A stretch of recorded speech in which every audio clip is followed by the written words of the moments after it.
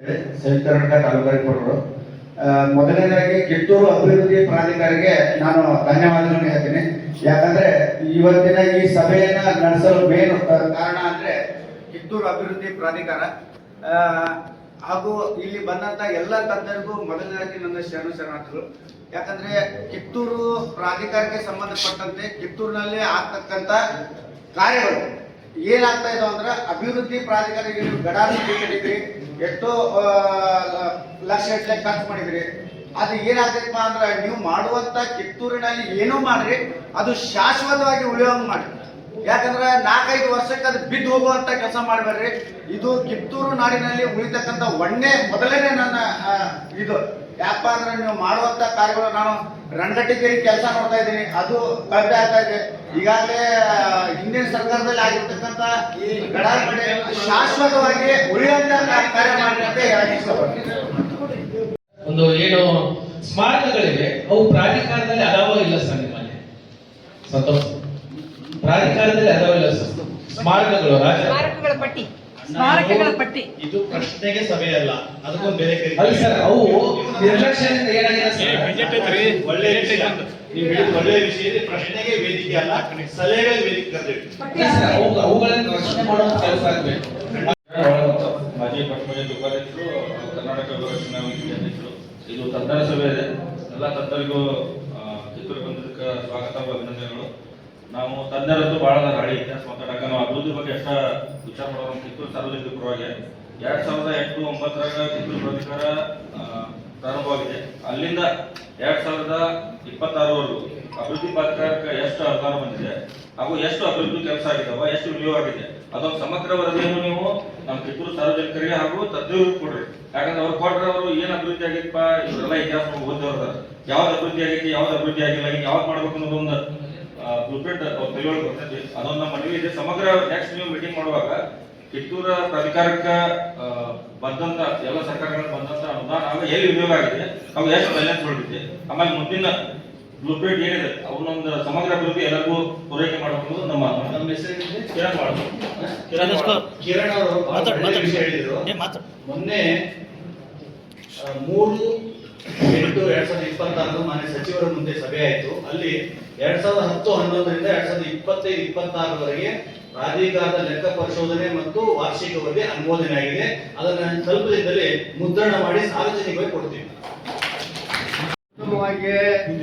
ನಾವು ನಮ್ಮ ಕಿತ್ತೂರು ಭಾಗದ ಶಾಸಕರಿಗೆ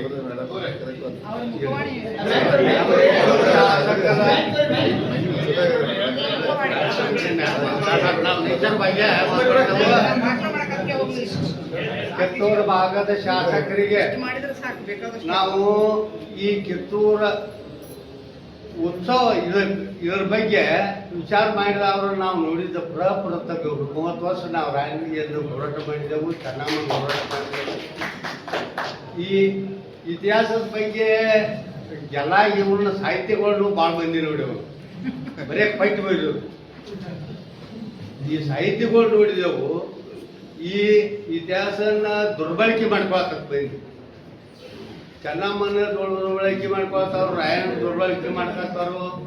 ಮತ್ತು ಶಾಲಿ ರಜನೀಶಮ್ಮ ಅವ್ರನ್ನ ಕೇಳಿ ನಮ್ಮ ಬೆಳಗಾವಿ ಜಿಲ್ಲಾ DC ಇದ್ದರು, ಹೆಂಗ್ರಿ ಇರಲ್ರಿ ಅವರು ಹೇಳ್ಯಾರು ನಮಗೇನು ಮಾಡಕ್ಕೆ ಬರೋದಿಲ್ಲ ಅವ್ರು. ಯಾಕಂದ್ರೆ ಉಪಮುಖ್ಯಮಂತ್ರಿ ಬಂದ ಕಾಸ ಕೌದೂರಿಯಾಗ ಸಂಗೊಳ್ಳಿ ರಾಯಣ್ಣ ಊರು ಅಂತೇಳಿ ಕಟ್ಟಾಕ್ತಿದ್ವಿ. ನಾವು ಈ ಇತಿಹಾಸಗಳನ್ನ ಇವನ್ನ ಬರೆಯೋಣ ಭಾಳ ನೋಡತ್ತೇವೆ. ನಾವು ದಯಮಾಡಿ ಕೈ ಮುಗಿತೇವು. ನಮಗೆ ಈ ಇತಿಹಾಸ ಒಟ್ಟ ಬೇಡ. ನಮಗೇನು ಬೇಕು, ಚೆನ್ನಮ್ಮನ ಇದು ಬೇಕು, ಸ್ಟೋರಿ. ರಾಯಣ್ಣನ ಇತಿಹಾಸ ಹೊರಬರ್ಬೇಕು, ಚೆನ್ನಮ್ಮನ ಇತಿಹಾಸ ಹೊರಬರ್ಬೇಕು. ಮತ್ತು ನಿಮ್ಗೆಲ್ಲರಿಗೂ ಕೈ ಮುಗಿದು ಕೇಳ್ಕೊತಾನು ತಪ್ಪು ತಿಳ್ಕೊಬೇಡ್ರಿ. ಯಾಕಂದ್ರೆ ಎಲ್ಲರೂ ಚಲೋ ಸಾಹಿತಿಗಳು ಇರ್ತಾರೆ, ಕೆಟ್ಟ ಸಾಹಿತಿಗಳು ಇರ್ತಾರೆ, ಅದು ಬೇಡ ನಮಗೆ. ನಿಮ್ಗೆ ದಿವಸ ದಯಮಾಡಿ ಕೈ ಮುಗಿದು ಶಾಸಕರಾಗಿ ವಿನಂತಿ ಮಾಡ್ಕೊತೇನೆ. ನಾನು ಒಂದು 4 ದಿವಸ ಈ ಸಾಹಿತ್ಯ ಭವನದಾಗ ನಿಮ್ಮ ಪುಸ್ತಕ ಕಟ್ಟಿಸಿದ್ದೀರಿ. ಆ ಸಾಹಿತ್ಯ ಭವನದಾಗ ನಮ್ಮ ಸರ್ಜು ಕಾಟ್ಕರ್ ಸಾಹೇಬರು ಒಂದು 4-5 ಮಂದಿನ ಹಿರಿಯರನ್ನ ಸಾಹಿತ್ಯದ ಅವ್ರನ್ನ ಎಲ್ಲರನ್ನೂ ಕರೆಸಿ ಇವ್ರದ್ದು ಎಲ್ಲರದು ಉಪಯೋಗ ತಗೋಬೇಕು. ಮತ್ತು ಇವ್ರ ಹಿಂಬಾಲೆ ಏನಂತೆ ಆ ಸಾಹಿತ್ಯ ಹೊರಗೆ ತೋರಿದ ನಿಜವಾದ ಇತಿಹಾಸ ಹೊರಗೆ ಬರಬೇಕು. ಅಧಿಕಾರಿಗಳು, ಸಭೆಯಲ್ಲಿರ್ತಕ್ಕಂಥ ತಜ್ಞರಿಗೂ ಶರಣ ಸಮರ್ಪಣೆಗಳು. ಸರ್ಕಾರ ಯಾವುದೇ ಒಂದು ಯೋಜನೆಯನ್ನು ಮಾಡ್ತದೆ ಅಂದ್ರೆ ಅದು ಹಲವಾರು ಆಯಾಮಗಳಿರ್ತವೆ. ಸರ್ಕಾರ ತನ್ನ ಆಯಾಮದಲ್ಲಿ ಸರ್ಕಾರ ಜನಸಾಮಾನ್ಯರ ದೃಷ್ಟಿಯಿಂದ ವಿಚಾರ ಮಾಡ್ತದೆ. ಸರ್ಕಾರ ತನಗೇನು ಲಾಭ ಆಗ್ತದೆ ಅಂತ ವಿಚಾರ ಮಾಡ್ತಿರ್ತದೆ. ಮತ್ತು ಈ ತಜ್ಞರ ಸಭೆ ಹೇಳ್ತಕ್ಕಂಥದ್ದನ್ನೆಲ್ಲ ನೋಡಿದ್ರೆ ಕರ್ನಾಟಕ ಸರ್ಕಾರದ ಎಲ್ಲ ಬಜೆಟ್ ಅನ್ನು ಇಲ್ಲೇ ಹಾಕಿದ್ರೆ ಸಾಧ್ಯತೆ ಕಷ್ಟ. ಆ ರೀತಿಯಾಗಿರ್ತಕ್ಕಂಥ ವಿಚಾರಗಳಿದ್ದಾವೆ. ಹಾಗಾಗಿ ಒಬ್ಬರ ಜನಪ್ರತಿನಿಧಿಗಳು ಯಾವುದೇ ಒಂದು ಜವಾಬ್ದಾರಿಯನ್ನು ತೆಗೆದುಕೊಂಡಾಗ ಇದಕ್ಕೆ ಬಜೆಟ್ ಇದನ್ನ ಪ್ರಾಜೆಕ್ಟ್ ಅನ್ನ ಇಂಪ್ಲಿಮೆಂಟ್ ಮಾಡಿದ್ರೆ ಎಷ್ಟು ಜನರಿಗೆ ಇವೆಲ್ಲ ಕಾನ್ಸೆಪ್ಟ್ಗಳು ಇರ್ತಾವೆ. ಹಾಗಾಗಿ ಈ ಸಂದರ್ಭದಲ್ಲಿ ತಜ್ಞರು ನಾವೀಗ ಚರ್ಚೆ ಮಾಡಿ ತಜ್ಞರಾಗೋ ಬದಲಾಗಿ ತಜ್ಞರಾಗಿರ್ತಕ್ಕಂಥ ನಾವುಗಳು ನಾಡಿನಲ್ಲಿರ್ತಕ್ಕಂಥ ಜನಸಾಮಾನ್ಯರಿಗೆ ಕಿತ್ತೂರು ಕಾನ್ಸೆಪ್ಟ್ ಅನ್ನ ಎಷ್ಟು ಮಟ್ಟಿಗೆ ಕೊಡ್ಬೋದು. ನಾನು ಹೇಳ್ತೀನಿ, ನಾನು ನೋಡಿರೋದು ಸರ್ಜು ಕಾಟ್ಕರ್ ಅವರು, ಇರೋ ಪಾಟೀಲ್ ಇದು ಬಹಳ ಡೆಪ್ತ್ ಆಗಿ ನೋಡ್ತೀವಿ. ಇದು ನಾಡಿನ ಜನರಿಗೆ ತಿಳಿಸಕ್ ಆಗೋದಿಲ್ಲ. ಹಾಗಾದ್ರೆ ನಾವೇನ್ ಮಾಡ್ಬೋದು? ಈಗ ಥೀಮ್ ಪಾರ್ಕ್ ಇದೆ, ಆ ಕಾನ್ಸೆಪ್ಟ್ ಹೇಗಿರ್ಬೇಕು ಅದಕ್ಕೊಂದು ತಜ್ಞರ ಸಮಿತಿ ಆಗ್ತದೆ. ಈ ರೀತಿಯಾಗಿರ್ತಕ್ಕಂಥದ್ದು. ಹಾಗಾಗಿ ತಜ್ಞರಾಗಿರ್ತಕ್ಕಂಥವರೆಲ್ಲರಿಗೂ ಸಹಿತ ನಾಡಿನ ಜನಸಾಮಾನ್ಯರಿಗೆ ಸಾಮಾನ್ಯ ಕಿತ್ತೂರು ಇತಿಹಾಸವನ್ನ ಕೊಡ್ಬೇಕಾಗಿದೆ. ಉದಾಹರಣೆಗಾಗಿ ಸಂಗೊಳ್ಳಿ ಪ್ರಾಧಿಕಾರ ಬಹಳ ಚೆನ್ನಾಗಿ ಕೆಲಸ ಮಾಡಿದೆ.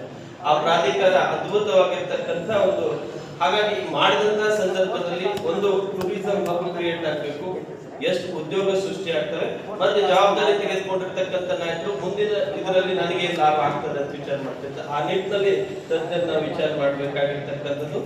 ಈ ಸಂದರ್ಭದಲ್ಲಿ ಒಂದು ಬಹಳ ಖುಷಿ ಇತ್ತು. ನಾನು ಸುಮಾರು ಕಿತ್ತೂರು ಪ್ರಾಧಿಕಾರ ಎಲ್ಲೈತೆ ಅಂತ ಹುಡುಕಾಡ್ತಿದ್ದೆ. ಕಳೆದ ವರ್ಷದಲ್ಲಿ ನಮ್ಮ ಶಾಸಕರ ನೇತೃತ್ವದಲ್ಲಿ ಆಗಿರ್ತಕ್ಕಂಥದ್ದಕ್ಕೆ ಬಹಳ ಖುಷಿ ಪಡ್ತಕ್ಕಂಥ ವಿಚಾರ. ಒಂದು ಲೋಗೋ ಇರ್ಬೇಕಂತ ಹೇಳಿದ್ರು. ಲೋಗೋ ಕೇವಲ ಕಿತ್ತೂರು ಪ್ರಾಧಿಕಾರ ಅಷ್ಟೇ ಅಲ್ಲ, ಕಿತ್ತೂರು ತಾಲೂಕಿನಲ್ಲಿ ಇರ್ತಕ್ಕಂಥ ಎಲ್ಲ ಆಡಳಿತ ಕಚೇರಿಗಳು ಏನಿರ್ತಾವಲ್ಲ ಆ ಪತ್ರಗಳಲ್ಲಿ ಕಡ್ಡಾಯವಾಗಿ ಆ ಲೋಗೋವನ್ನ ಬಳಸಬೇಕಾಗಿರ್ತಕ್ಕಂಥದ್ದು. ಮತ್ತೆ ಕಿತ್ತೂರಿಗೆ ರಾಜಯೋಗ ಕೂಡಿ ಬಂದಿದೆ, ಶಾಸಕರಿಗೂ ರಾಜಯೋಗ ಕೂಡಿ ಬಂದಿದೆ. ಕಿತ್ತೂರಿನ ಎಲ್ಲ ಕನಸುಗಳನ್ನು ವಿತರಿಸಲಿಕ್ಕೆ ಕನಿಷ್ಠ 200 ಎಕರೆ ಜಾಗದ ಅವಶ್ಯಕತೆ ಇದೆ. ಖಂಡಿತವಾಗ್ಲೂ ಮುಂದಿನ ಒಂದು ವರ್ಷದಲ್ಲಿ ಇದು ಸಾಧ್ಯತೆ ಆಗ್ತದೆ. ಇದನ್ನ ನನ್ನ ಸೆನ್ಸ್ ಹೇಳ್ತದೆ. ನಾನು ಲೆಕ್ಕಾಚಾರ ಹಾಕ್ತಕ್ಕಂಥ ಸಂದರ್ಭದಲ್ಲಿ ಕಿತ್ತೂರು ಆಸುಪಾಸು 150 ಎಕರೆ ಜಮೀನಿದೆ, ಸರ್ಕಾರಿ ಜಮೀನನ್ನ. ಈ ಸಂದರ್ಭದಲ್ಲಿ ನಾವು ಗಟ್ಟಿ ನಿರ್ಧಾರ ಮಾಡ್ಕೊಂಡು ಅದನ್ನೇನಾದ್ರೂ ಬಳಕೆ ಮಾಡಿದ್ರೆ ಸೂರ್ಯ ಚಂದ್ರ ಇರುವವರೆಗೂ ಸಹಿತ ಈ ಶಾಸಕರ ಹೆಸರುಗಳು ಅಜನಾಮರವಾಗಿ ಉಳಿತಿದೆ ಅಂತಕ್ಕಂಥ ಸ್ಪಷ್ಟವಾಗಿ ಹೇಳ್ತಾ ಇದ್ದೀನಿ. ಇದಾಯ್ತು. ನಾನು ಹೇಳ್ತೀನಿ, ಆಯುಕ್ತಗೆ ಬಹಳ ಗಂಭೀರವಾಗಿ ಹೇಳ್ತಾ ಇದ್ದೀನಿ, ಚೆನ್ನಮ್ಮ ಯುದ್ಧ ಮಾಡಿಲ್ಲ ಅನ್ನೋರು ನೀವು ನೋಟಿಸ್ ಕೊಡ್ಬೇಕು. ಕಾರಣ ಕೇಳ್ಬೇಕು. ಯಾರ್ಯಾರ ಬರ್ತಾರೆ ಚೆನ್ನಮ್ಮ ಯುದ್ಧ ಮಾಡಿಲ್ಲ ನೀವಲ್ಲ ಸರ್, ನೀವು ಅಥಾರಿಟಿ ಇದೀರಿ ಸರ್. ಈಗ ನೋಟಿಸ್ ಕೊಡ್ಬೇಕು ಅಂತ ಹೇಳ್ತಾ ಇದ್ದೀನಿ. ಅದೆಲ್ಲ ಅಂದಾರ ರಗಡ ಮಂದಿ ಅದಾರ್ರಿ. ಆ ಮಾತು ಬಾಳ ಮಂದಿ ಅದಾರ ಸರ್. ಈಗ ಅಥಾರಿಟಿ ಕೆಲಸ ಮಾಡ್ತಾ ಇದೆ. 20-25 ಮಂದಿ ಅದಾರ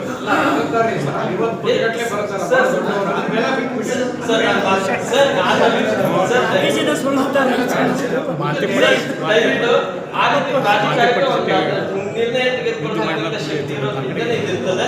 ಹಾಗಾಗಿ ಆ ರೀತಿಯಾಗಿ ಮಾತನಾಡತಕ್ಕಂಥವ್ರಿಗೆ ಪ್ರಾಧಿಕಾರದಿಂದ ಸೂಕ್ತ ಕಾರಣವನ್ನು ಕೇಳಿ, ದಾಖಲೆ ಸಮೇತ ಕಾರಣ ಕೇಳಿ, ಮತ್ತು ನಾವು ಇತಿಹಾಸದಲ್ಲಿ ಚೆನ್ನಮ್ಮನನ್ನ ಒಬ್ಬ ಶೂರನನ್ನಾಗಿ ನೋಡಿದ್ದೀವಿ. ಚೆನ್ನಮ್ಮನ ತ್ಯಾಗಿಯಾಗಿ ಜಗತ್ತಿಗೆ ಪರಿಚಯಿಸಬೇಕಾಗಿರ್ತಕ್ಕಂಥ ಅನಿವಾರ್ಯತೆ ಇದೆ.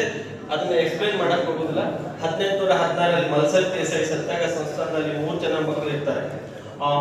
ಶಿವಲಿಂಗ ರುದ್ರ ಸರ್ಜಾ, ವೀರಭದ್ರ ಸರ್ಜಾ, ಶಿವಭದ್ರ ಇರ್ತಾರೆ. ಚೆನ್ನಮ್ಮನಿಗೆ ಮಕ್ಕಳು ಇಲ್ಲ ಅಂತ ಹೇಳಿ ಬಹಳಷ್ಟು ಇತಿಹಾಸಕಾರ ಬರ್ತಿದ್ದಾರೆ. ಚೆನ್ನಮ್ಮನ ಮಗ ಇದ್ದ 1818 ಆಂಗ್ಲೋ ಮರಾಠ ಬೆಳಗಾವಿಯಲ್ಲಿ ನಡೆದಿರ್ತಕ್ಕಂಥ ಇದ್ರಲ್ಲಿ ಡೆತ್ ಆಗ್ತಾನೆ. ಆತನ ಹೆಸರಿನಲ್ಲಿ ಕಿತ್ತೂರಿನಲ್ಲಿ ಒಂದು ಕೆರೆ ಇದೆ. ಅಂತ ಸಂದರ್ಭ 3 ಜನ ಮಕ್ಕಳು ಇರ್ತಕ್ಕಂಥ ಸಂದರ್ಭದಲ್ಲಿ ತನ್ನ ಉದರದಲ್ಲಿ ಹುಟ್ಟಿರ್ತಕ್ಕಂಥ ಮಗ ಆಗಿರ್ತಕ್ಕಂಥ ಶಿವಭದ್ರ ಸರ್ಜನನ್ನ ಪಕ್ಕಕ್ಕಿಟ್ಟು ರಾಣಿ ರುದ್ರಮ್ಮನ ಮಗನಿಗೆ ಪಟ್ಟ ಕಟ್ಟ. ಇತಿಹಾಸದಲ್ಲಿ ಸಂಸ್ಥಾನವನ್ನು ಪಡೆಯಲಿಕ್ಕೆ ಅಣ್ಣ ತಮ್ಮ, ಅಕ್ಕ ತಂಗಿ ಮತ್ತೆ ಯುದ್ಧಗಳಾಗಿರ್ತವೆ. ಆದ್ರೆ ಚೆನ್ನಮ್ಮನ ತ್ಯಾಗವನ್ನ ಈ ಸಂದರ್ಭದಲ್ಲಿ ಈ ಪ್ರಾಧಿಕಾರ ವೇದಿಕೆ ಮೂಲಕ ರಿಪ್ರೆಸೆಂಟ್ ಮಾಡಬೇಕಾಗಿರ್ತಕ್ಕಂಥದ್ದು ಅನಿವಾರ್ಯತೆ ಇದೆ. ಮತ್ತೆ ಬಹಳಷ್ಟು ಜನ ವೇದಿಕೆಯಲ್ಲಿ ಹೇಳ್ತಾರೆ ಚೆನ್ನಮ್ಮ ಉತ್ತರ ಭಾರತೀಯರಿಗೆ ಪರಿಚಯ ಇಲ್ಲ ಅಂತ ಹೇಳಿ. ಈ ಭಾಗದ ಜನಸಾಮಾನ್ಯರಲ್ಲಿ ನಾವು ರಾಜಕಾರಣಿಗಳನ್ನು ಟೀಕೆ ಮಾಡೋಲ್ಲ. ನಾವು ಜಾಗೃತ ಆಗಿ ಬಂದಾಗ ಚೆನ್ನಮ್ಮ ಹೆಸರನ್ನ ಉತ್ತರ ಭಾರತೀಯರು ಹೇಳೋ ಹಾಗೆ ಅವರನ್ನ ನಾವು ಟ್ವೀಟ್ ಮಾಡ್ಬೇಕು, ಅವ್ರಿಗೆ ಹೇಳ್ಬೇಕು. ನಮ್ಮ ಭಾಗದ ಇತಿಹಾಸ ಹೇಳ್ತೀವಿ, ಸ್ವಾತಂತ್ರ್ಯ ಹೋರಾಟ ಅಂದ್ರೆ ಭಗತ್ ಸಿಂಗ್, ಚಂದ್ರಶೇಖರ್ ಆಜಾದ್ ಅಂತ ಹೇಳಿ ಅವ್ರು 1930 ಬರ್ತಾರೆ. ಸಂಗೊಳ್ಳಿ ರಾಯಣ್ಣ 1830, ಸರ್ದಾರ್ ಮುರ್ಷಿದಪ್ಪ 1827. ಕಾಲಾಪಾನಿ ಬಗ್ಗೆ ದೊಡ್ಡ ಚರ್ಚೆ ಆಗಿದೆ. ಆದ್ರೆ ಸಂಗೊಳ್ಳಿ ರಾಯಣ್ಣನ ಜೊತೆಗೆ 7 ಜನರಿಗೆ ಕಾಲಾಪಾನಿ ಶಿಕ್ಷೆಯನ್ನು 1931ರಲ್ಲಿ ಹಾಕಿದ್ದಾರೆ. ಸೆಲ್ಯುಲಾರ್ ಜೈಲ್ ರೆಡಿ ಆಗಿರ್ತಕ್ಕಂಥದ್ದು 1906ರಲ್ಲಿ.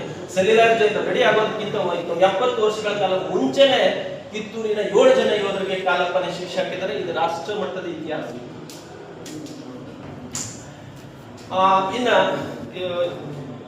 ಇನ್ನ ಮಲ್ಲಸರ್ಜನ ಅವಧಿಯಂತೂ ಬಹಳ ಸಂದಿಗ್ಧತೆ. ಯಾಕಂದ್ರೆ ಮಲ್ಲಸರ್ಜನ ಆಳ್ವಿಕೆ ಅವಧಿಯಲ್ಲಿ 3 ಆಂಗ್ಲೋ ಮರಾಠ ಯುದ್ಧಗಳು, 4 ಆಂಗ್ಲೋ ಮೈಸೂರು ಯುದ್ಧಗಳು ನಡೆದಿದ್ದಾವೆ.